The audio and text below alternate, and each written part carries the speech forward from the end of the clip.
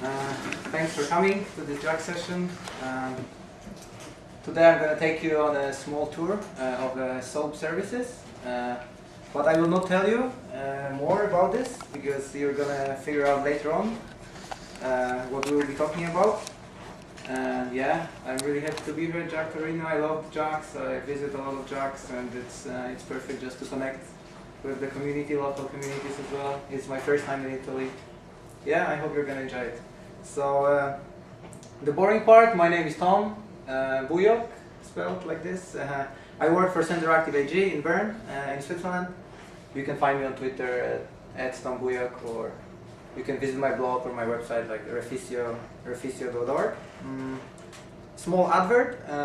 The company that I work for has a product. It's a log analyzer. It can do like grep or tail or local and remote sources, and they have given me free licenses. So I will give it to free first people who ask a question. But there's one requirement. I have to be able to answer it. So if the question is too difficult, you will not get the license. So just be brave and ask a question. Okay, so yeah, why are we gonna actually talk about soap? It's not really like a hot topic anymore. It was introduced in 2005, and the specification, I don't know, was widely adopted, I don't know, between 2006 and 2010. Now it's not like a cloud or social or big data, or REST is probably too old, but NoSQL is still like a buzzword. And yeah, and web services aren't the buzzword either. I mean, probably it's not that popular as it used to be. And yeah, the first reason is I hope we use soap daily. But being serious, it's like there's still a lot of endpoints. I mean, I worked in a bank, and in the biggest bank in Central Europe, and there's like hundreds of endpoints, for example, that are really old, and that are like RPC encoded, the oldest specification implementation, and you cannot simply touch them because they are there, they work. And yeah, that's it. And whether we like it or not, there's still a lot of endpoints. And yeah, I mean, in the next couple of years, people still will use SOAP. Maybe it's not like this that they will implement new endpoints, but you know, doing IT projects, they are still present. And for example, big companies like telecommunication companies, they still prefer pretty often to have the WSDL, like the WSDL specification, as the contract between the suppliers and simply, yeah, the you know, IT departments that are working internally on projects. So yeah, so that's the reason why we're gonna discuss it a bit. And as I said, like today we are living in a world that's more like buzzword oriented. There's like this buzzword driven architecture term, and yeah, and it's like a mass movement. Let's say we are working on a project and we need a database, so it's not fancy anymore to take like MySQL, because if we say it, we are probably too old. We have to take like NoSQL because it's fancy, or we have to take like, I don't know, Scalatra in Scala because it's the and I don't know, AngularJS. It's really popular now, and I have nothing against these frameworks. I mean, they're perfect and they are driving the change in IT. But yeah, it's also noticeable that that somehow we stop thinking sometimes when we do the architectural decisions. I mean, do we really think before we choose the technology, or do we choose the technology because it's fancy, or because many people use it, or there's a lot of tutorials or JAG events, you know, related to this technology? And for sure, yeah, I was driving today from Bern to Torino, and you have to pass the range of Alps, and there's like a lot of tunnels that were built on the road. And do you think it was like this when they were building the tunnels, like from Torino to Switzerland? Do you think like the guys came there and had a couple of beers and said, yeah, this is the place where we're gonna build the tunnel, and the next day they started digging, and if something goes wrong, we're simply gonna change the place, or we're gonna choose like a different type of concrete? I mean, certainly, I mean, yeah, there are also failures in construction. It's maybe not a perfect example, but still, they do the evaluation, they plan, they somehow try to fit the best solutions to the project they are doing, and simply do it in the best possible way. And we want to do it today as well. So we will not, as SOAP is pretty old and it's not a fancy buzzword, but anyway, we don't want to like evaluate it in such a way. We want to simply take it under the hood today and have a look at it and try to challenge it, whether it's still usable. Yeah, but before we do it, we have to get one thing straight. And yeah, one question: how many of you, I already asked like before the meeting, but how many of you are using Java, like commercially? Okay. So my statement is Java developers are nuts, and don't get me wrong, I'm also doing Java like to make my living. Mostly like 90% of the code that I'm writing is Java. But I think, yeah, but I will give you an example. I'll tell you another story. This story is really cool. I mean, yeah, we're in Italy, so we want to buy a car, and you have a lot of fancy cars like Ferrari. Let's say I want to buy a Ferrari, so I go to a retailer and I say, I want to buy a new Ferrari. And the guy says, yeah, that's perfect, you want to buy a car, but I cannot sell you the car. I mean, it would be simply too easy. I mean, but I can sell you a factory where you can produce this car. And I say, yeah, but do I really need this factory? I mean, I just want to buy a car, I have money in my pocket, I mean, I want to just drive away. No, I'll give you the factory, it's the best practice. So I buy the factory, I go to the factory, and I say, yeah, okay, I bought you, and now I want my new Ferrari.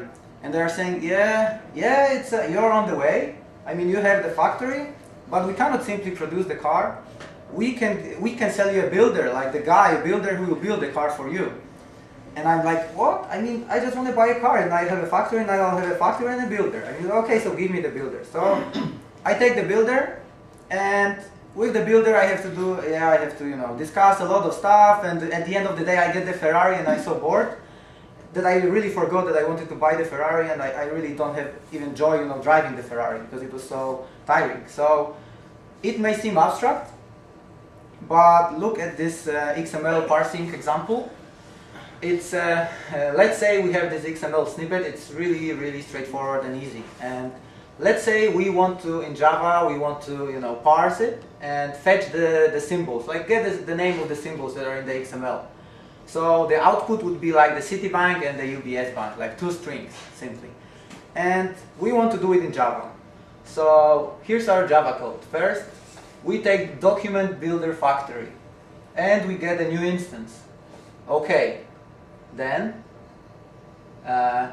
from the document builder factory, we have to take a document builder. It's another instance. I don't know what to do with these instances because I simply want to parse my XML. Then I finally parse the XML, but I still have to normalize it. Nobody knows why, but there's this method, and if I don't invoke it, it will not work. Then I can finally, do the business logic. So I get the element by tag name, pretty long method name, but still, I get the stock. It was like one of the tags in the XML. And then I have to iterate over the nodes. And guess what? I cannot take the for each loop because it would also be too easy. I mean, they implemented it in such a way that the node list is like a custom list, and I have to use the C++ style node, like the loop, and get the nodes. And so on and so forth. And even though that I get a node, I have to check if it's a node, because it may be something else. And in the end, I have something like this. Which, when I look at this code, I'm scared of myself. I wrote it, and yeah, maybe it's not a perfect code, but it's basically the thing that you see if you type XML tutorial parsing a simple XML. And to show you the difference, what's really available now on the JVM, I'm going to show you like a Groovy snippet that can do perfectly the same thing. I simply take the XML slurper, I parse it, and then using the dot notation, I can simply put a name of the XML tag and print the elements. So in these 2 lines, if I were too eager, I could even do it in 1 line, but it would be probably too long to fit this slide. So yeah, I mean, I think it's really, in my opinion, there's a lot of code that can be simplified in Java because there's something more available now. I mean, maybe 10 years ago or 15 years ago when they were like designing the XML API, it was the best practice and it was the best way to do it. But I think, yeah, now it's much easier to do certain things, and we can simply just have a look around and see what's available. And it's not that difficult to, like with Maven or Gradle or any other fancy tool for building, you can add a Groovy source folder and you can, you know, like mix and match your classes in different languages, and even like reuse classes from different languages. But this is only an example, and yeah, so this is an example that also, in my opinion, applied to the web services stacks. And yeah, the reason why I'm here, because I think that I would like to challenge like the usage of SOAP in Java. And I think that there's a lot of improvement that may be applied to this world. Yeah, we have web services since 2004. And yeah, I think, and in my opinion, there was absolutely nothing changed from, let's say, yeah, okay, there are two specifications, so there was something changed because we got the annotations in Java 5 for web services. But anyway, the paradigm, how we actually use web services has not changed since it was actually introduced. So yeah, so before we challenge the SOAP on the JVM, let's have a look what actually is available. We have a lot of frameworks, and they are perfect. I have nothing against these frameworks, and I've used probably most of them. I haven't used the WSO2. So we have Axis and Xfire that died, and then we have continuation of Axis and CXF that is a continuation of Xfire. We've got Spring WS, that's really cool. And we have two official implementations from Oracle or Sun earlier, and WSO2 is more exotic but still cool. So when we have to consume or provide a web service, the only topic that we are actually discussing is which provider we're going to use. I mean, and then people will start saying, yeah, I'm going to use CXF because it's cool, and I'm going to use Spring WS because it's it integrates with Spring pretty well. Yeah, because it was implemented by Spring. And we are not actually looking at what the real job is. I mean, what we have to do. We simply have to consume and provide a service, and we want to do it in the simplest way.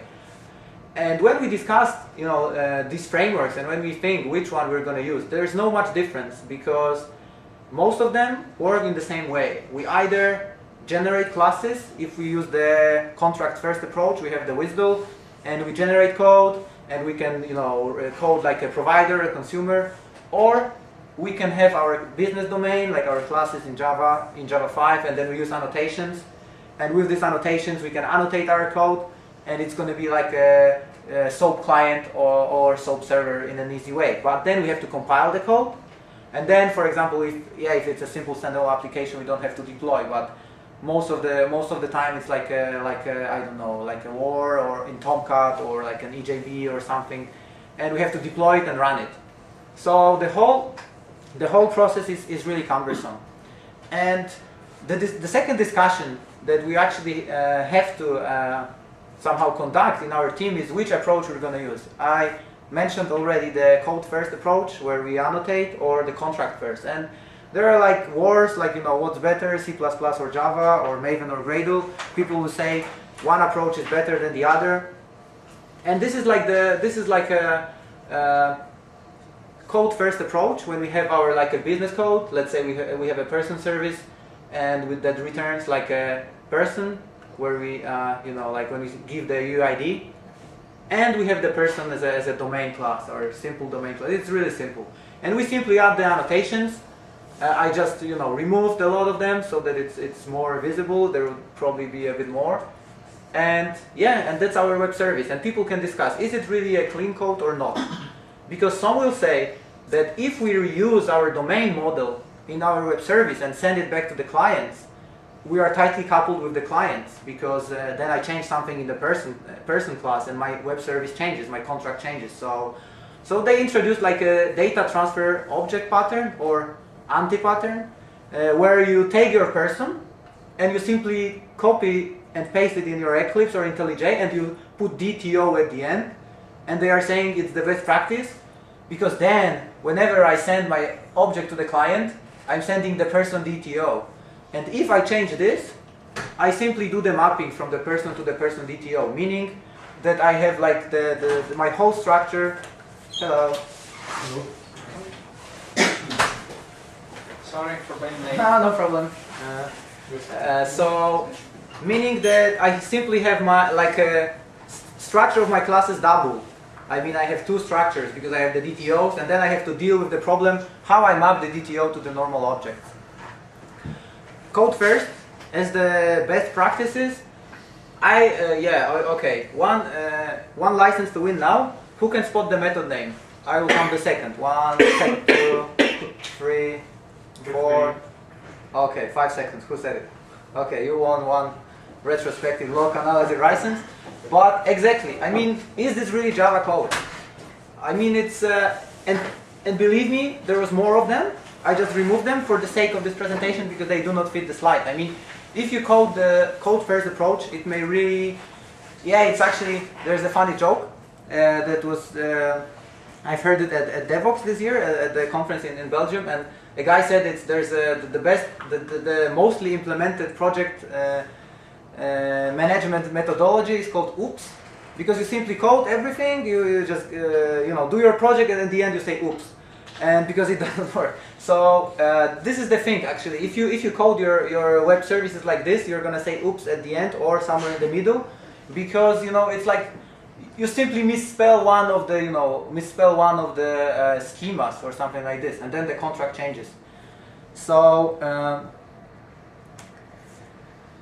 another example, we simply want to have like a client-server communication. So let's say we are doing an evaluation. We have to do a project, and and somebody gives us an endpoint and says, okay, in our project we have to invoke this endpoint. We will transfer some data and stuff. And here's your WSDL. I give you the WSDL. Here's the contract. We have to do something with this. And you say, okay, so let's emulate the communication. Let's do some, like proof of concept coding. Let's see how it works, and let's have a look at this WSDL simply. And so we want to do it in Java, and the amount of the number of files and the amount of code that will be generated is simply like overwhelming. I mean, so this is the resources and web app folder. So I simply took CXF, really cool framework. And I simply generated the code and the main runners and stuff like this to simply run it. So I ended up with like the WSDL. Okay, I got it, and the bindings and the application context, and then the CXF XML, and then the web app and servlets and web XML. I don't know why. I really don't need it for this case. I simply want to emulate the communication. I want to have like client and server running like in 5 or 10 minutes. But no, I still have to have Ant and Maven. I have to have the CXF CodeGen plugin to generate the code when I build and compile and stuff. I have to have the Builder Helper plugin because I have to attach the code to my source main Java so that it gets compiled, because it's not compiled to source. It's not generated to source main Java. It's generated to, I don't know, like to a third-party folder, like an external folder. So I have to attach it so it's compiled. Then I have to build a war. If it's like a server, like a service server, like a server, not a client. And I have to have a Jetty plugin or Tomcat plugin or whatever. He works for Jetty. For Jetty, yeah, Jetty is cool. I use Jetty. So and that's basically the thing that I need to run this example. And I'm not necessarily saying this is bad. In some cases it's good, but it's simply too complex and too cumbersome. And for some use cases, it's simply like it's like the amount of stuff that you have to do is simply unacceptable. So Overkill. Sorry? Overkill. Yeah, it's an overkill, exactly. So, and the last thing, finishing the general part, the introduction part, is like the object-oriented paradigm. It's I mean, we all use objects. I mean, objects are everywhere, and there's no other probably way. There's now the functional programming, and we are not. I don't want to say that object-oriented paradigm is bad. I just want to say that there are some cases when it has failed, and there are some cases when there's like it's much easier and it's much better to use something else. And there's like, if you want to have a look at this, there's a nice piece of reading by Richard P. Gabriel. He wrote like an essay or like an article titled "Objects Have Failed," and it's just, if you want to have a look, if you want to just go out of yourself and then have a look at something from a different perspective, it's sometimes cool to challenge the most popular or most widely accepted things, simply to see whether they fit the thing that we are actually doing. So So we can actually ask the question: Is this SOAP? Is this the way we use SOAP in Java or on the JVM really that clean? Is it really that neat? Is it really that fancy? Or can we really can we do something else? And as a like a counter statement, I like Groovy. I don't use it that much, but yeah, I use it sometimes. And this is like the example how you invoke a Groovy REST service. Like and here I'm invoking the Twitter API. If you invoke this code, it will. This is my Twitter ID. It will simply print the last tweet that I have tweeted. So you can see I don't need any Maven plugins and CXF plugins. I don't have to generate any kind of fancy or cumbersome objects, and I simply put it into the Groovy code, not even having a class. I invoke it in a Groovy script and it works. So my goal actually is to yeah, and also I don't have any dependencies and stuff like this. It's really simple. I can do it in 1 minute. So my goal is actually to prove, or to try to prove, that it's possible to do something like this in Java or close to Java with SOAP, so that we don't have to repeat all the processes, all the things that I have just described, so that we can use SOAP in an easy and nice way in Java. And yeah, so you will have to check at the end of the session whether I fulfilled my requirement. So yeah, but there's like it's the road is really steep, because SOAP is not quite that easy as REST. I mean, with REST we have something, we don't have really a contract. I mean, the contract is there, but there's no description. It's more like invoke and see what's there. I mean, you take the REST service, you invoke it, you put some IDs, and you see, okay, I got the JSON or XML or whatever, and I see this is here and this is there. But somebody may change it, and there's no formal way of describing it. So that's not the case in WSDL and in SOAP, where we actually have WSDL, the Web Service Description Language. That's pretty complex, and with the green part as a like a abstract part and the implementation part. And yeah, I don't want to go into details with this. I mean, it's pretty straightforward, but it's like the most important thing is that we have operations. So we invoke operations. The get name was the operation that I have just shown. And when we invoke the operation, there are messages that are sent, like the request and response. And sometimes there's only request with no response, and the message is simply described by a type that's a simple type, or like a complex XSD or whatever in your WSDL. And then when we have it, port type we can ignore, and then we simply bind it to a specific protocol. So when we have the operations, we group them in port types, and we simply bind them, let's say, to SOAP, or web services can also work fine with HTTP. So we simply do we define the binding, and then we define services, and we can use it. So the description language is pretty complex, and this is not the only problem. If it was the only problem, it would look really perfect, but we also have like different flavors or styles, whatever you want to call them, and yeah, and there are four official ones, like RPC encoded, RPC literal, and document and encoded or literal. And there's also one developed by Microsoft, which is like document literal wrap, that's trying to overcome some of the problems of the document literal. And it's described in a cool way on the IBM developer works portal. If you want to read something more about it, it really shows what the differences are. But I can just show you some of the XML examples of the SOAP envelopes, like of the SOAP envelopes that fly between the server and the client.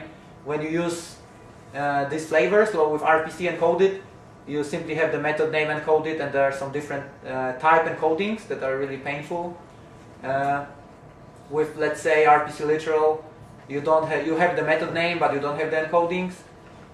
With document literal, you don't have the method name. So you invoke a method, and you simply have the input parameters, and it's the either you specify the SOAP action, or you try to look at the parameters and try to match them to a method, and check whether these parameters with these names or these types match to a method, and blah blah blah. So I mean, it's not the topic, but it's a bit scary because like if we want to support it somehow in an easy way, I mean we have to overcome these problems, and And yeah, I mean, apart from other problems, I find it really difficult to work with the web services flavors, because it's like you never know what's generated there. I mean, especially with the type encodings. I mean, it's not that easy to simply take an XML and, like with JAX-B, that you have some objects and you simply marshal them and you have the XML and it's easy and you see that it looks the same as the object, but it's just a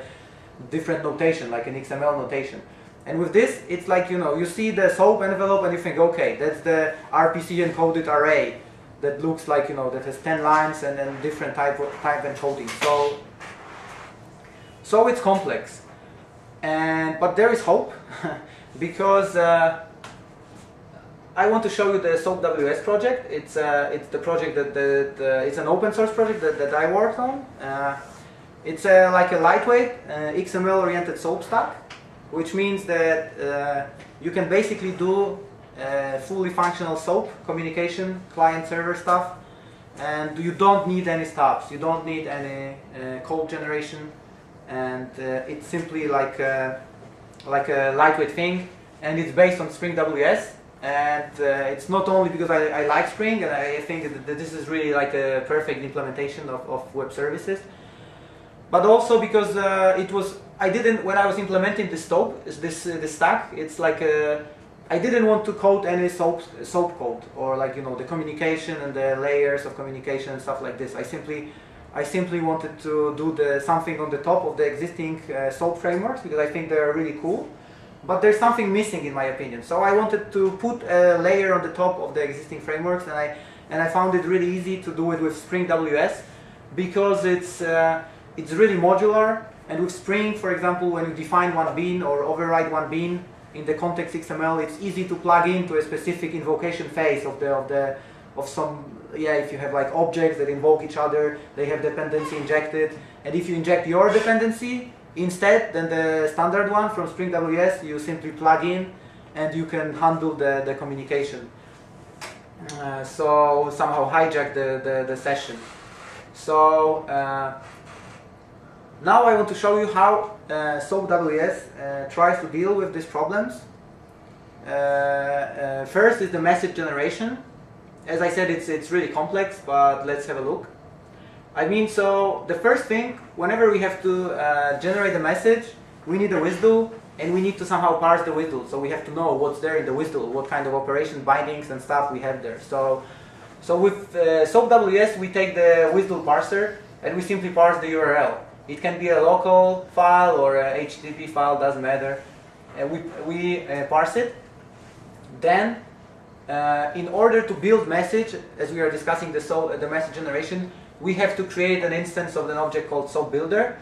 And this is like what I'm showing you here. It's like a really verbose way of defining it. It can be done really shorter in you know, like omitting some of the definitions and omitting some of the constructs, but it's like the verbose way to show you how it's really structured. And then we're gonna do the demo where I'm gonna use some of the shorter forms. And so we take the when we have the WSDL, we have to say which binding we are using. As I said, there may be many bindings in the WSDL, so we have to say, okay, this is our WSDL, this is our binding, and this is our operation. So operation can be found like using the operation finder. You can specify either the SOAP action or an operation name or like schema or whatever, and find the operation. And whenever we have the operation, we generate the message. So in these 4 lines, we parse the WSDL, we specify the binding, we specify the operation, and we build the input message. And we have the message built in an XML way. So in this input, there's this fully functional SOAP envelope, and it supports all of the flavors, like with RPC encoded and yeah, like document literal, the most important one nowadays. So it can be done in one line, as I said. You can see here that it's like a chain of operation of different builders and finders. And in one line, I can say WSDL parser, parse this WSDL, this is the binding operation, SOAP action, find this, and build input message. So this is pretty sleek. And yeah, this is the interface. So you cannot only build like an input message, As I said, like in WSDL, you have this input and output messages, and you have also folds. Whenever you, let's say, invoke a message and there's an error, server error or something, you simply send a SOAP fold. Or you can build an empty message. For example, if there's only a request like fire and forget invocation. So this is the interface of SOAP Builder.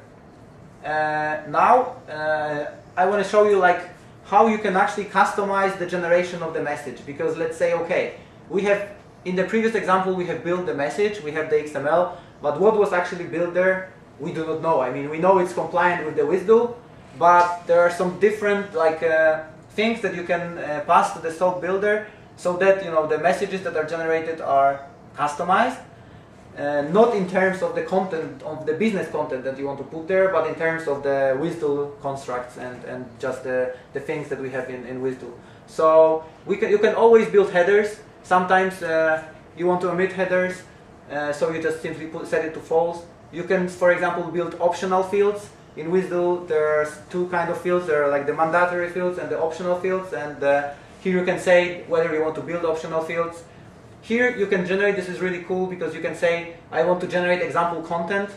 Let's say that I have an example that I'm going to show with the currency converter. So let's say we have a service that simply returns the exchange rate of two currencies. So if I build an input message and I set it to true, it will generate like the sample values. Let's say, I don't know, between Swiss franc and euro it's 1.2. So it will generate like a sample float or double value according to the WSDL, so that I can right away use it, not paying attention to what I really put into the content. And there's more stuff like comments and excluded types and different weird things that are there in the WSDL that I don't want to concentrate on right now. But it's pretty extensive, and it's not like this that you simply generate it and forget about it. You can do a lot of stuff with this. So in this simple way, we have the message generation done. Later on I'm going to show an example, so we'll just deep dive into it a bit more. So now, what I want to show you is the SOAP client. So let's say we have a message, or the message is really simple. Simply we generated it, or somebody has given it to us, and we want to invoke a service. So within this line, it's actually one-liner that's simply split with the dot notation. We can create a SOAP client. We can specify the endpoint URL. We can specify a lot of stuff like basic authentication or connection timeouts or stuff like this. And we simply build it. And then we can simply post a message specifying the SOAP action or not, and simply giving the message. And on the output, we're going to get the response from the service. So within this line, if we have the message that we have created in the previous example, we invoke the web service within, let's say, 2 lines of code. And there's much more, like we can specify proxies, or we can specify SSL and trust store, key stores, and stuff like this. So yeah, there's more builder options that are the most common ones that I have shown here. So it's pretty easy, and yeah, I have just shown how to do the message transmission. And yeah, the last part, before we go to the demo, because in the demo I want to show you like a fully functional client-server example, when we have the client and the server and the WSDL, and there's really like real communication between them. So we simply have to build the server as well. And the server, it's also like a similar builder interface where we specify the port. We can specify how many threads we'll be serving and blah blah blah. There's actually Jetty underneath, so it starts a Jetty server, and yeah, we simply start and stop the server, and that's it. So there's more as well here. I mean, timeouts and HTTPS and key stores and stuff like this. So yeah, more options, and some more are coming in as well. So, but when we start the server, we simply said we have a port and we start the server, but the Jetty will be there, but there will be no real business service. I mean, nothing really responding to our requests, and that's the last part that we have to do. We have to build like a responder, and responders are simply like objects that react whenever there's a message coming in to a specific like a context path. Whenever we have, let's say like an application server, we have context path with service A, service B, service C, with the slash, and it maybe like have more degrees, service A, and then whatever, like different kind of addresses.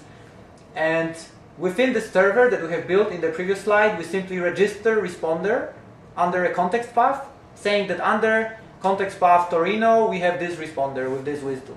And the responders may be, of course, registered or unregistered.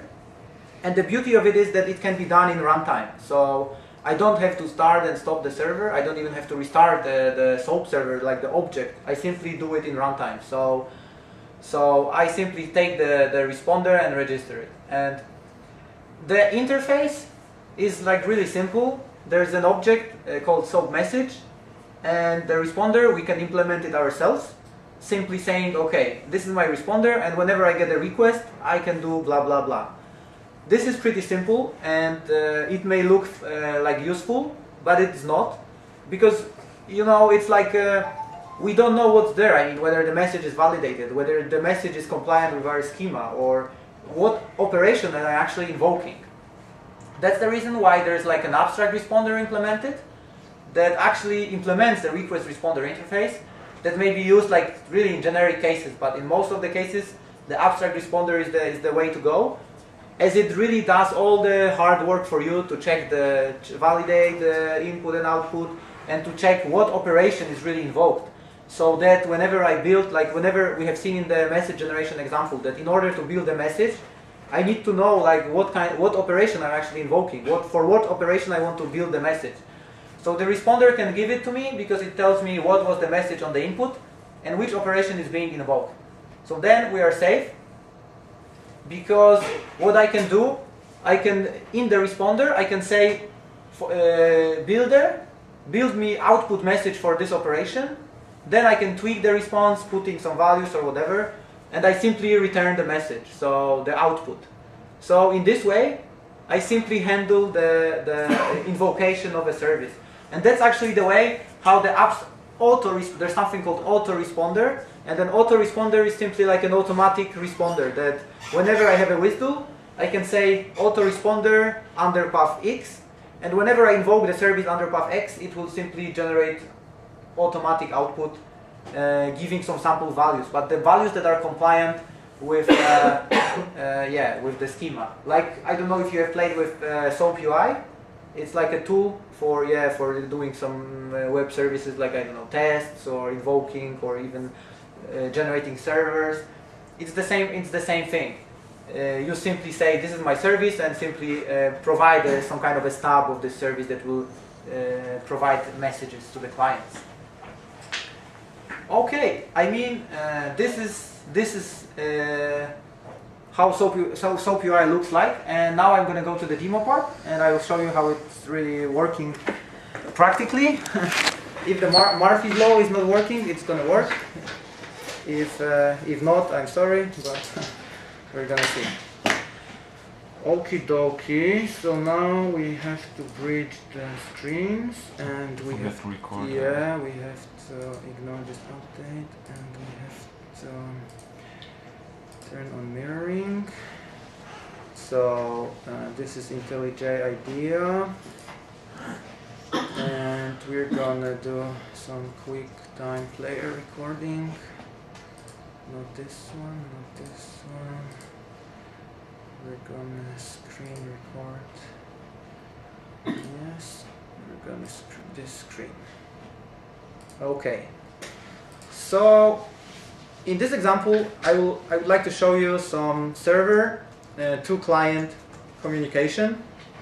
So we're gonna have a WSDL. It's a sample WSDL. I have the WSDL already here. I can show you the WSDL.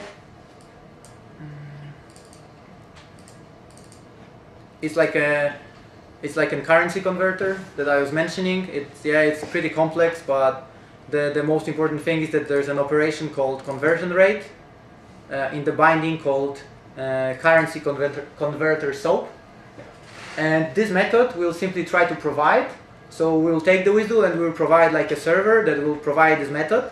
And then we'll try to invoke this server using the client so that we see the results.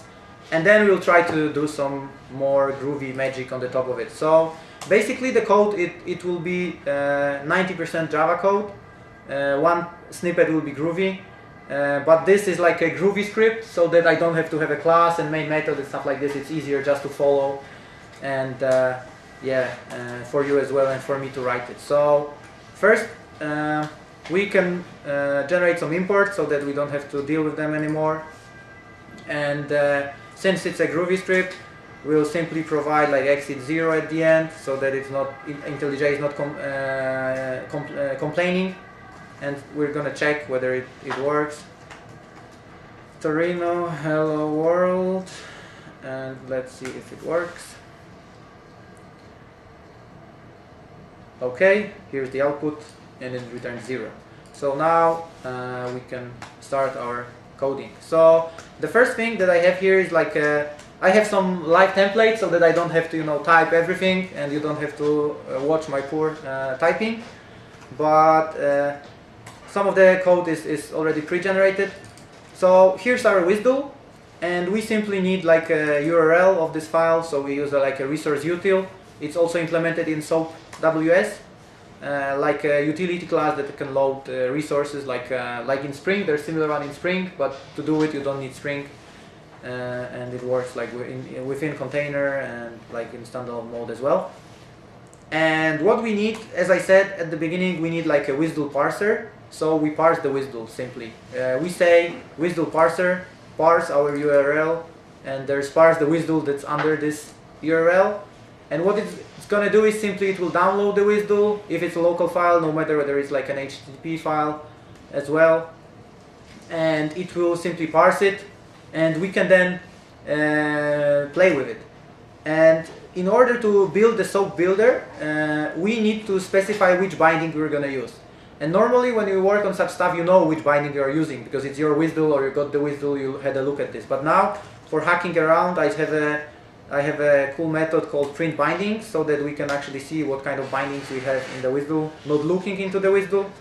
It will already like pre-format with the with the schema and everything, so that we can use it in SOAP WS. So SOAP WS supports for now SOAP 1.1 and SOAP 1.2. HTTP is not supported, but it's on the way. But we're going to use the currency converter SOAP binding. So we're going to use the SOAP protocol, which is the most natural way to do it. So we're going to use the SOAP builder, and now we're going to simply say parser binding, and we're going to specify the binding. And the resolution is not that high, so we're simply split it, and we're going to say builder, which means that from this parser we are saying we need this binding, and simply give us the SOAP builder so that we can build messages. And within this builder we can use like operation finder. So we can, for example, say operation, and then we can specify whether it's an input name or output name or SOAP action. We can simply try to find our operation. I'm going to use like a conversion rate name, because I have shown you that this is like this is the name of the operation, and in this way we're gonna get the operation, and what we can do with it, we can find it. It's a finder, and then we can do build input message, which will build our input message, and I'm gonna assign it to a variable called request. Let's call it string. And I can do more stuff. I can do I can do, for example, generate an empty fold or output message, and every of these messages is overloaded, so I can specify the SOAP context as well. As I have shown you, there's like give more details to the builder, what kind of message and how it's going to be generated. But for now, we're going to go with the defaults that are pretty alright, and we're going to have the request generated for us, and we're going to println the request so that we can see how it actually looks like. So as you can see, this is like a full like SOAP envelope that's compliant with the schema, that's compliant with the WSDL, and yeah, and that's everything that we need to generate to invoke this service. But as I said, it's using some defaults, so the currencies. that are, this is the example content settings. I mean the settings. So the content of the request, the business content, is generated for us, so that we don't have to put it for now. I mean, for now it's not really that important. So we're gonna try to tweak it later on. As you can see, it's compliant with the WSDL. So on the beginning of the WSDL, there's a list of currencies that the service supports. So you cannot simply put any currency. There's a list of currencies, and they have published it, so it's pretty cool. And this SOAP builder, it simply tries to comply with these rules. It will not generate like a random string like XXX or whatever. It will simply take one of the options, and it has done it like as you can see here, like 2 values from the list. If I try to look at it's here, and the second one is probably here as well. If I find it somewhere here, yeah, it's here. So it's compliant. And now when we have the request, we will not print it. We want to have a server that will simply provide us with this service. So we're gonna do some server coding. And this is our server. We are using the builder. We are saying that under the port 9090 we want our server, and that's it. That's everything what we have to do. We simply say server start, and the server will be there. And as I said, it's only a server, it's a Jetty, but we have to say what kind of operation under which context path we want to provide. So we need like a responder, and this is the autoresponder that I have described. It simply generates sample messages on the output. So whenever an operation is invoked, it simply takes the operation, checks whether it's compliant with the schema, whether the operation that we are invoking is there in the WSDL, and if it's there, it finds it in the WSDL, and it generates sample output, and simply sends it to the client. And here we are saying that under the context path service, we are generating this, we are registering this responder. So whenever a client invokes something under the context path service, this autoresponder will be there. And the last thing that we need to do now is like we need a SOAP client, and the SOAP client is pretty straightforward as well. Here's the code for the SOAP client. It's like we simply specify the address, which is in our case like the 9090 on localhost under the context path service, and that's it.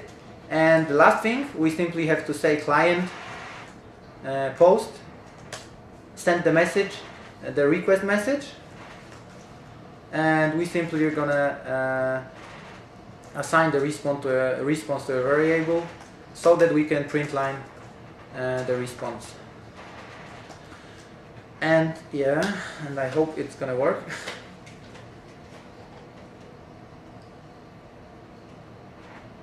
Okay, so here's the output.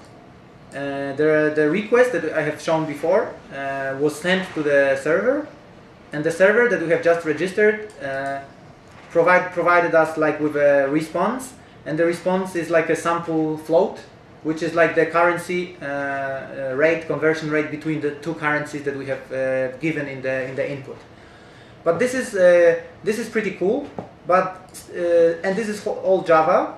But right now, as I have said, okay, we are still using objects here, and you can say whenever I generate my stubs, I have like full control over the request, because I can invoke method set from currency, set to currency, and I can just play with the request. And and here I have like a sampled request, so I have no way of changing the request or playing with the response or stuff like this. It's like a string. So now I would like to show like some more groovy tricks. It's pretty easy, and it's like gives you the full fluency of playing with the XML messages. I don't know if any of you has ever used Groovy with XML together. Okay, yeah, so it's cool. So the thing that we need is called like an XML slurper, and it will simply take our XML, and it will enable us to simply perform some modifications of the XML in such a way that it's not like in the Java code that I have shown like at the beginning, but it's like more easy way. So I have a live template for this as well. we need like a slurper, and we need like a method called pretty print. It's not really that important. I will put it at the end because it's not really that important. So this is gonna be our part. So we have the request. We'll comment out the response because it's not that important for now. Simply the request message. So how it works right now is that we generate the sample request message. And the sample request message contains the sample parameters, and we want to change it. In Italy you have euro, so let's say we want to change the conversion rate between euro and Swiss franc where I live. So we will try to adjust the message in such a way that we check the currency converter. So what we're going to do in Groovy, we can simply take the slurper that parsed our text as our request in this method, and we can take slurper, and now what's really cool, we can navigate in the XML simply structure using the tag names. So I can say slurper body, then I can say conversion rate, and then I can say from currency, and I can say euro, and then I can copy this line and put Swiss franc and change the from currency to currency. Then I'm going to use like a pretty XML method that will simply pretty print the output, because slurper does not return the new lines, so it will be everything in one line.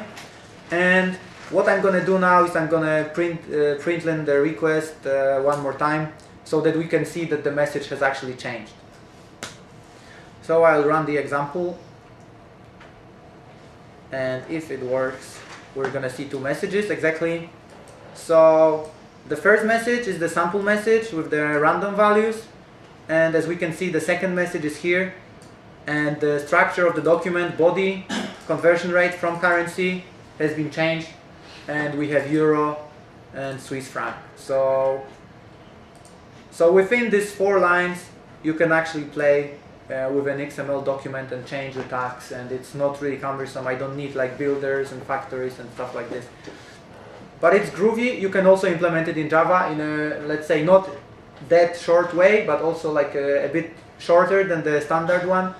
But apart from that, it's not really a part of SoapWS. All the other code that's here is Java. It can work 100% in Java, and it's not using any groovy tricks. Okie dokie. So that's the demo. I don't know if you have some questions to the demo, or okay, cool. We can go back to the presentation. You have a question? Yeah? Have you considered the overhead of building a thing with the request, then passing it, and then rebuilding it again? You mean like the you overhead of the slurper of the modification, or? Yes, you first build a thing, then you pass it. And then yeah. I mean, yeah, of course. I mean, I didn't do it like extensively, but it's it all depends on the underlying XML library that you're going to use. I mean, because the slurper, it's also like configurable, but it's really quick, and it will not use the DOM model. I mean, it will not read the whole message and then navigate. It can simply, you know, go through the message and only change the things that you are, you know, addressing. That's the only option you have to pass the string. Yeah, I mean that's the. I'm also not really sure how exactly XML slurper was really developed. I mean, how it's implemented. So, but I saw some you know, like comparisons on the internet, and there was like an object called XML, not XML slurper, but I think XML builder in Groovy, and it was much smaller, and it used like much more memory. So they have optimized it. Like there was a guy who implemented this XML slurper, and it was like much less memory consuming. I thought more about generating first the object and not the sample one without generating random values. Aha. Okay, you mean so already generating first generate random values, then pass it, and then yeah, then pass it. Yeah, okay. I mean, yeah, that's a nice point.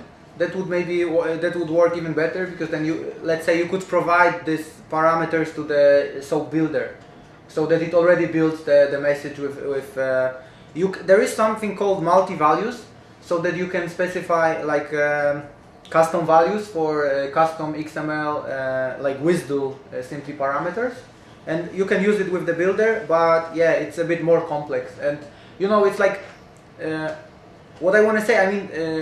This SOAP WS, it's not also like a Swiss Army knife for solving all kind of problems. I mean, if you have like a totally big, like a WSDL and with a request for, I don't know, 10,000 lines, then probably it's more easy to use like an object and play with objects. But let's say there are also like some cases where you simply want to invoke like a like very straightforward service, and or even whenever, if the request is 10 kilobytes, you will not see this overhead.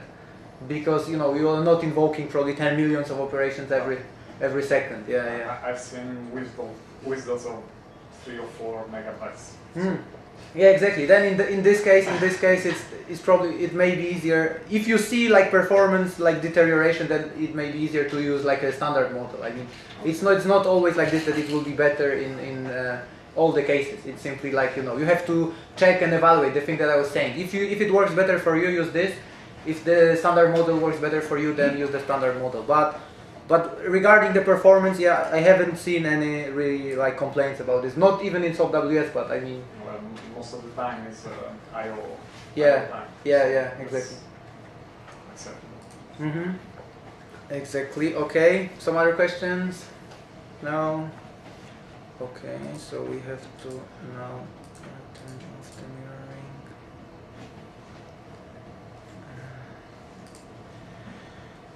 And let's come back to our presentation. Okay, we have some more slides, the last part, and we are running out of time. But I don't know, we have to leave like sharp 8, the building, or? Attól nézze, 8:30. Half past 8. Okay, no, so now it's probably like 10 minutes. Okay, so we have finished, sorry? It's probably 10 minutes more. Yeah, it's not 1 hour. So the last part is the web services versioning, actually, because this is the whole idea why actually this library was created. We had a business need, and this library is actually used commercially in 1 or 2 projects. It's not really like it's on GitHub, and it's like Apache version 2 license, so you can do anything with this. But the version is 1.0 snapshot. It's going to be very soon 1.0 release, and it's tested to some extent, like the test coverage, like using the acceptance test, not like JUnit tests, but really acceptance business tests. It's like something around 70%, and everything is public. I can show you at the end of the presentation. But the real business case was that actually, if I have one service and the service never changes, and I simply invoke it, it's not really that bad for me to have to generate the stubs and play with the stubs. And I still have the stubs. I'm used to working with Java code, so I can simply work with the objects. But the problems begins when I have to version my services. I mean, this is the simplest case. I have a client, business logic, and the stubs invoking some service, and I have the business logic and stubs and the WSDL. So right now everything is perfect. But if I want to do something like this, where I have 2 versions of the service, and I want to invoke one version, and in some cases, and the second version in some other cases, and I'm like and what I want to say now is that we don't have any ESBs or service providers or custom mediators. We are simply coding. Let's say this is we are a standalone application or like a web application where we invoke, I don't know, some service to register clients or get last purchases of the clients or whatever. So this is like a simple application. We are within we have a jetty guy, so we are in a war in a jetty, and we work with our application. And what we have to do now, in order to implement this case, we have to do some trickery, because it's not that easy to take one WSDL in 2 versions and generate the code and put it into one application. Because the problem is that if you change the whole WSDL completely and you have different object names and stuff like this, this is not that bad. But normally, if something changes in the WSDL, this is like a method name or object or some input parameters, meaning that 90% of the code that will generate in both cases is the same. So or even the object names are the same, but simply a parameter was added to the class. And it means that in Java, we are not in SGI, so we cannot have like two classes in the same package with the same name in our source code. First, it will not compile, and second, if we have it in runtime, the first class, it happens sometimes if you have, let's say, two XML providers on your class path. Simply the first class that's closer to the class loader will be loaded, and the second one will be forgotten. So we cannot solve it that easy, and it's really easy to break the compatibility of your WSDL. I mean, I don't want to go into details right now because it's not that urgent. But I mean, for example, if you, let's say, add a response parameter, one additional response parameter. So let's say I have a service, I invoke a service, I get a response, and if I get like an additional field that I don't know because it's not in my version of the WSDL, it's already breaking the compatibility. So, and sometimes it's not only about the input names or stuff like this. It's only about the schemas, where somebody changes some schema because we are relying on some other contracts, and the schema is changing. So we are changing the schema name, and it's incompatible. So we have to have a second service, simply second client for this service, because it's our code, our stub code will not handle it. It won't be able to handle this service. So yeah, if you look web service versioning in Google, it will already sell you like hundreds of consultants, and with with layers of indirections, and like service buses and portal servers, or IBM UDDI, although it's like it was shut down in 2006, but it's still online. So, and you will have a cool WebSphere server to solve all your problems, and this is their model, how they do it, whatever, let's forget it. And so this is ridiculous what's there. I mean, for our case, there are also like some some best practices on the web, and it's not and our case is simply we want to be able to consume or provide two versions of services within one code base. We have one code base, and we want to be able to do it. And we're gonna have a look at these examples using the level of lameness scale. It's my scale, so if you want to use it, you have to all rights registered. So you have to write to me, and I will sell you a license. But yeah, and it's not real. It's not about laughing at these guys who invented these patterns, because the scope that they had was limited. They were trying to solve the problem, but not really having full like range or variety of possibilities. So the first thing is that they say do not do versioning, force clients to migrate, and yeah, it's really cool. I mean, because if you are able to do it, you are cool, and you don't have to play with the versioning, and you go home happy, and but that's that's low 5.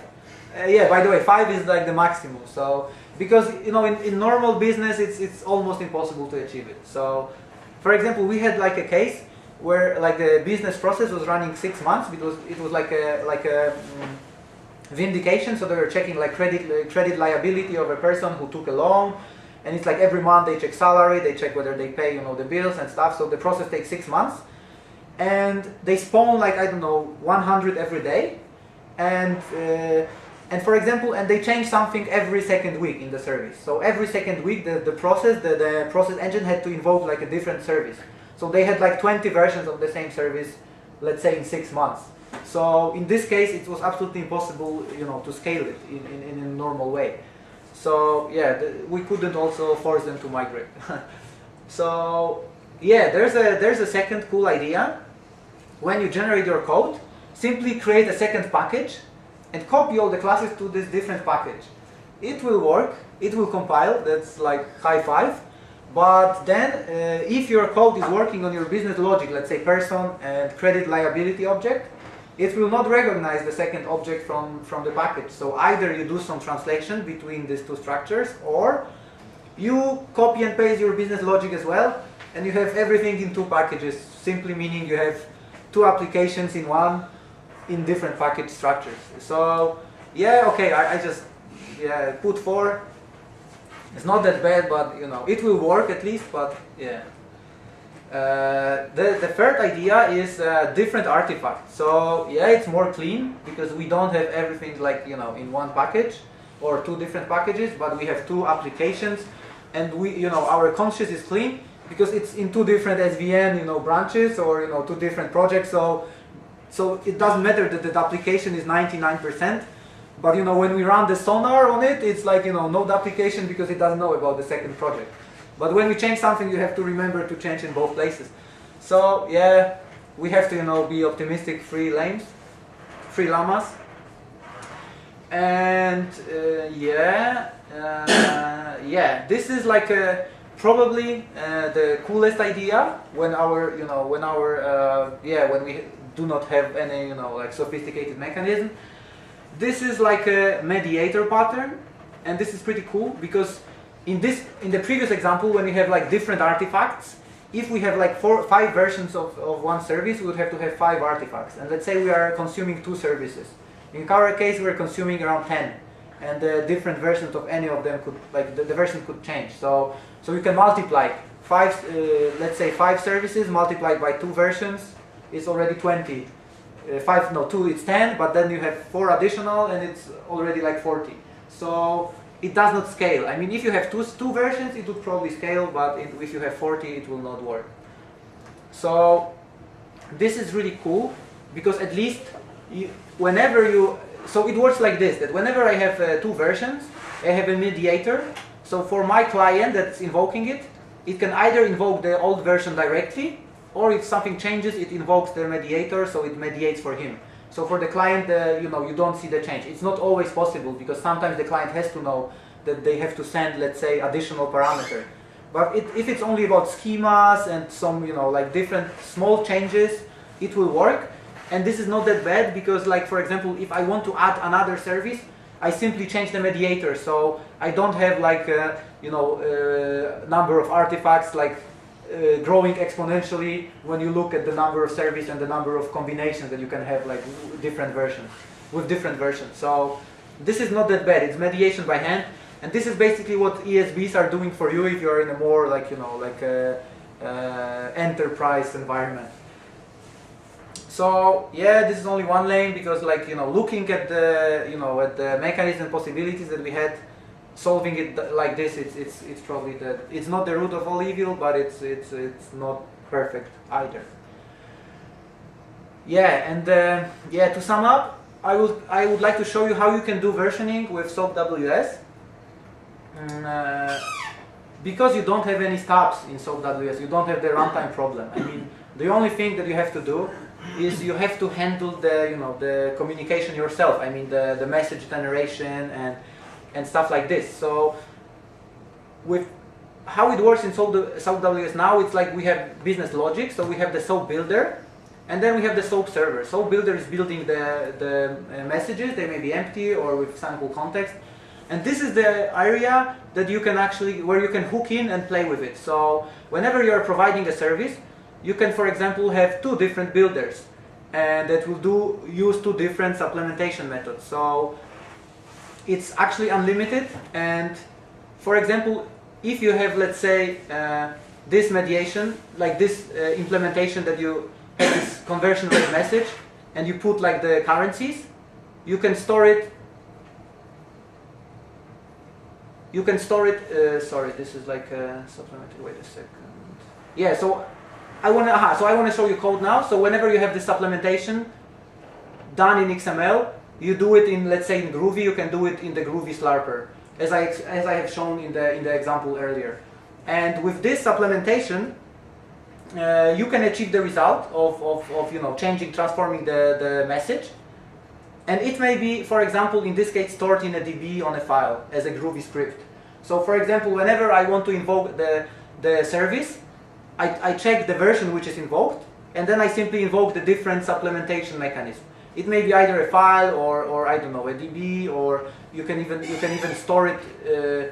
You can store it in different places. But the idea is simply that you take different mechanisms that supplement your message according to the version of the service. So you have one server and one client, and simply different supplementation rules, which means you can hook in this stuff on runtime, so you don't have to restart and recompile your service. You simply, whenever you add a service, you can put like a Groovy script to your DB that will simply instrument the message, and it will work in runtime.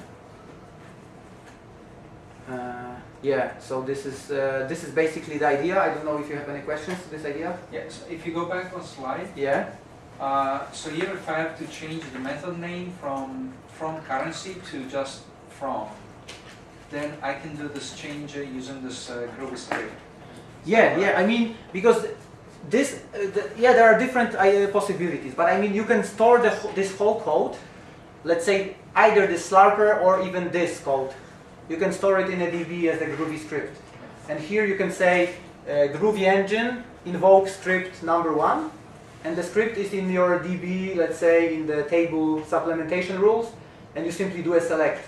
And if you have version 2 of the service, you simply take different supplementation rules or different parameters. But yeah, you can achieve, for example, the same thing with like XSLT, which is kind of complex as well, but it's basically the same idea. Then you can have XSLT files or XSLT content in DB. And how do you know the version of the client is using? Because it invokes the same host and port, right? So it's in the message. Yeah, one thing is it may be in the message, depending on what kind of versioning you are using. But I mean, the other thing is that I was showing here. I skipped too quickly through the slide. I mean, it may be, you may have different kind of strategies as well in this case. I mean, for sure it's not a mechanism to, let's say, version hundreds of services. It also may be confusing. And, if you want to have like 100, Groovy script in DB, it's also like a bit confusing. But if you say, let's say, have your application and you invoke 5 versions of one service or 4 versions of one service, then it's cool. Because if something changes, you do not recompile, redeploy your application. You simply do it in runtime. And one possibility is that you have only one builder, and if the change is small, you simply change the supplementation method here, implementing 2 supplementation rules. But if you say, if let's say you have like really big major version changes, you can build your application in such a way that you have separate builders, and they listen on separate context paths. So you will say this major version A, context path A, and this version B, like context path B. So that you also don't have to do everything in this Groovy script, like a trickery, because it also may be like even checking the version may be sometimes not that easy. Yeah, but you have to change the client in this case, because you have to change the URI. In this case, exactly. But it can also, like, you can say, this is the versioning shown from the server perspective, but you can do the same thing on the client as well. I mean, using the SOAP client, this is like, just the other direction. Let's say you have your application. The common case, the simplest case would be, for example, that you have a login mechanism to your, let's say, to your domain, and there are different kind of users. And if the user has a property X set, you log in this service.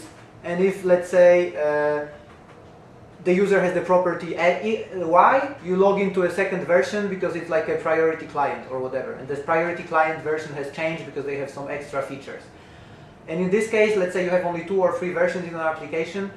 And if you have like a normal, like JEE application, then whenever something changes, you simply play with the code, and it's not that easy to do. And with this mechanism, it has its drawbacks, but at least everything is happening in runtime.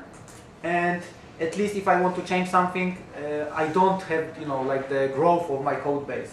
It's just like I'm changing only the snippet that's really related to the change, the version change. I can even reuse the Groovy scripts, let's say, or import stuff. It's simply code. It's Java or Groovy, so it's much easier to do it than in the stub generation. Any other questions? Not really. Okay, so okay, we have to finish. There are some last slides now. Other stuff. One really cool thing is that right now I have integrated SOAP WS with JUnit, and I'm going to do like the Spock, the Groovy framework as well, the support for Spock. And this is really cool because, for example, how difficult it is if I want to invoke a service in my application. Let's say we are coding a JEE application, and and there is a server who is supposed to serve like some web service, but it's offline or we do not have access to it. And because of that, our application cannot, properly work. We have to stub it somehow, or we have to, do different tricks in order to make it working. And the same relates to the tests. If I want to test my business logic and I have different environments, I cannot always invoke a server like in my tests, like a web service in my tests, because then I'm not really, sometimes it's not working, or because of many environments I don't simply have them. So within this simple annotation, add server, I can say that under this URL, this binding and this port, expose a web server for the time being, for the lifespan of the test. For the lifespan of the test, and then I simply code my client, I invoke my business logic, and the service is there. It will do the auto-responding thing, which means it will reply with anything. And if I want to customize it, I can still do it. It's out of scope for now, but simply testing your business logic whenever there's no web service running is not cumbersome anymore, because you do it simply with one annotation. And you don't need to use any kind of runners, custom runners. It's really a simple out-of-the-box thing. Yeah. Plus, you can even put it in the method. I mean, creating the server is just like one line. Yeah, it's one line. Yeah, if you need something more complex, you can do it as well. Yeah, exactly. Yeah, yeah. And it also, like, it's the whole thing is fully integrated with Spring. So if you want to have, let's say, like a server, you simply use like a server factory. You specify the responders and you register different responders under context paths, so that all your environments can boot up with one Spring context. And then you can also create like clients and stuff, and they will be simply auto-wired, so that you don't even have to have the the boot up, like the the boot up code in your code base. You simply inject it and it works. So that's the thing. That's pretty much it. The roadmap, yeah, it's like the release 1.0 will be really soon, probably like 1 or 2 weeks. So it's not going to be scary to use snapshots anymore, because people are a bit reluctant to snapshots. And yeah, and there's a lot of stuff coming in from the WS specification. So for sure, closer integration with Spring WS, because the biggest disadvantage of SOAP WS now, of the framework now, is that it's like it's using like a web server underneath. So whenever I do SOAP server, I can register many services and stuff using one server. But anyway, I'm booting up like Tomcat or Jetty in the background, and the coolest thing would be that I can simply use it in my JE application and reuse the Tomcat that's running there. So in some cases, in the standalone example, it's cool that I boot up the server because it's easy and I don't have to have any plugins, Tomcat plugins in my Maven and stuff. But in some cases, there's a feature request that for the security department, it's scary that on, let's say, WebSphere, there's another Tomcat like Jetty booting because of some endpoints that you want to expose. So this will be really integrated in Spring WS, so that you can do all the Spring WS thing and simply hook in with SOAP WS in the handling phase. So you don't generate the stubs, but simply use Spring WS with XML directly. And there will be some specifications implemented. It's pretty easy because it's already done in Spring WS, so it's just the reusing of some classes. There will be HTTP binding implemented, which is also not that complex. And from the framework part, for testing, there will be Arquillian. That's like a growing topic now. It's going to be implemented, I hope, so that you can write not only support JUnit or Spock, but also like the container test, like with Arquillian. And maybe there will be some, Groovy, Grails, and Griffon plugins. It's like a buzzword a bit because it's simply packaging the application into like a Groovy or like a Grails plugin structure, and it's like more like a Maven dependency, but so that you can install it directly in Grails. But it's nice, and it's also makes the user base bigger. And that's it when it comes to roadmap. There are some success stories, so we've used it in some small projects. We also used it in like a product that we have. Our company is also having a product like for SOA testing, where you can test JMS and web services.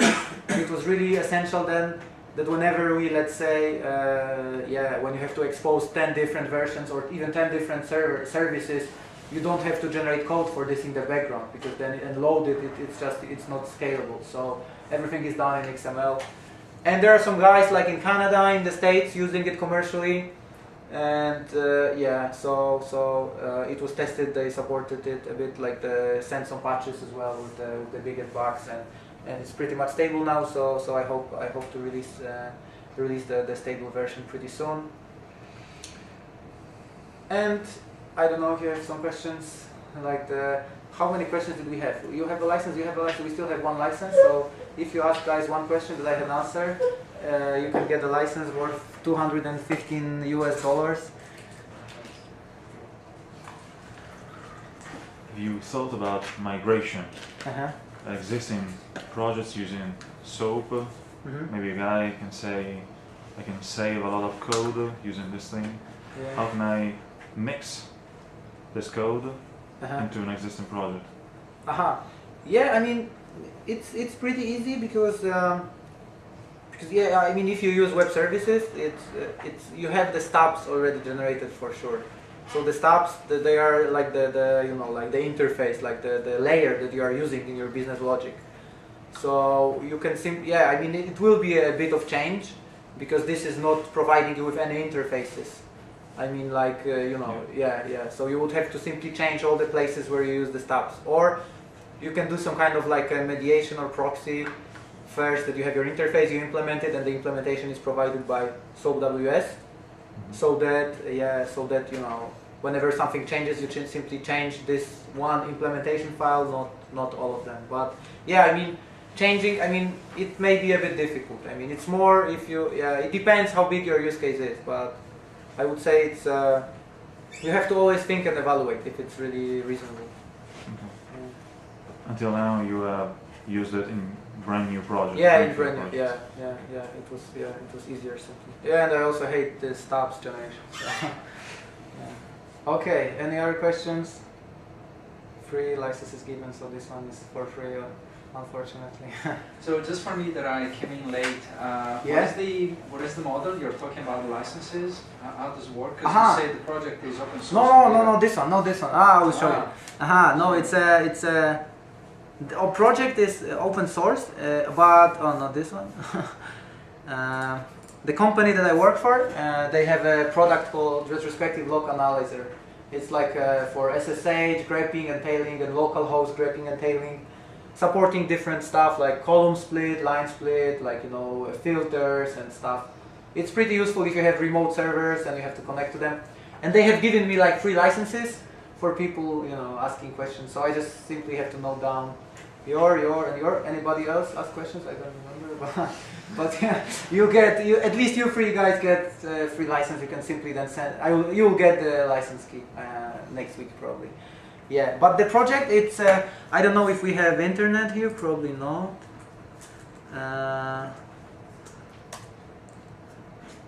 We have. So, but you don't see this. The project is on GitHub.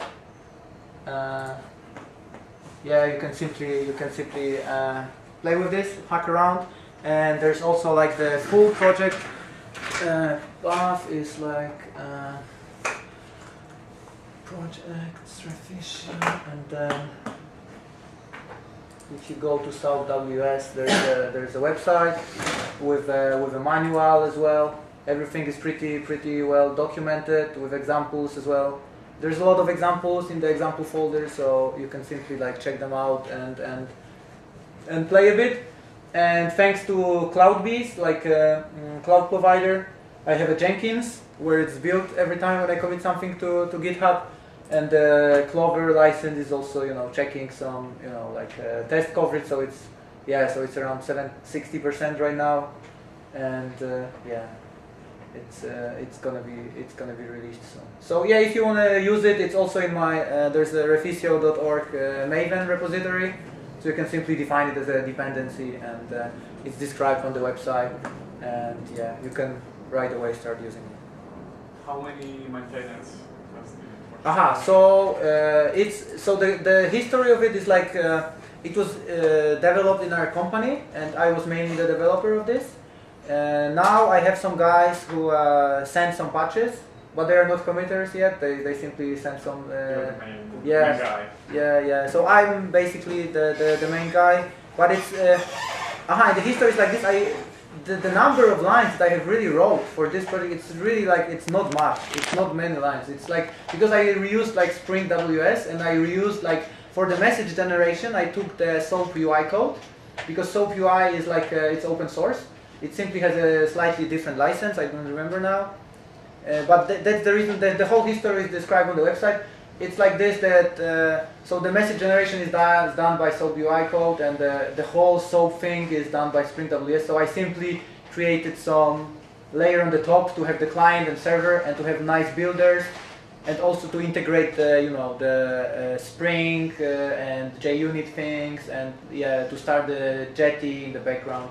But in number of lines, I don't know. I don't know if Clover shows it.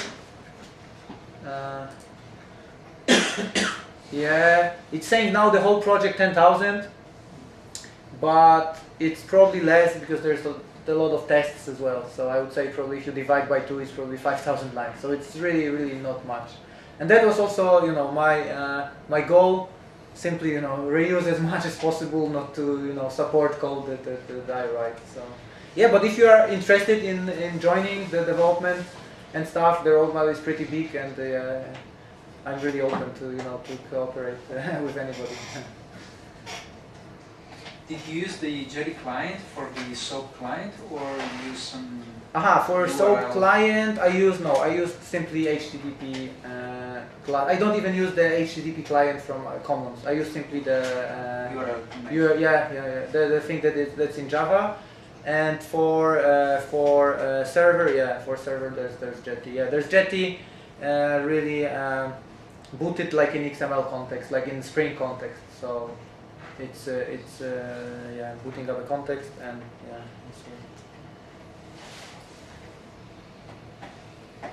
Any other questions? Do you plan to support async IO and like Gennaio, Jetty 9? Yeah. Continuations? No, they didn't really have it on the roadmap. It's like yeah, maybe, but no. Somewhere, someday. Yeah. If you are willing to contribute the changes, then no. I mean, yeah, it's mostly developed now in my free time. So yeah. Cool. So Real open source. Real open source. Yeah. Thanks, guys. Thanks for coming. It was a pleasure. Thank you.